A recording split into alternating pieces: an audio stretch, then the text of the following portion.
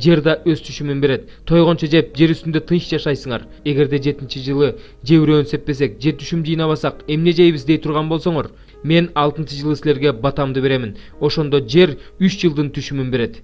8-жылы үрөөн себесиңер, бирок мурунку жылдын түшүмүнөн дагы калат.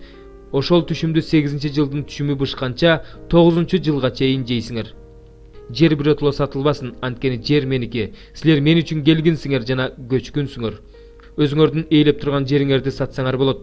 Эгерде бир тууганың жакырланып кетип, ээлеген жерин сатып жиберсе, анда анын жакын тууганы ал жерди кайра сатып алсын. Эгерде анын сатып ала турган жакын тууганы жок болсо, бирок кийин өзү сатып алууга каражат тапса, анда саткан жылынан юбилей жылына чейинки жылдарды эсептеп, ошол жылдардын санына жараша сатып алсын.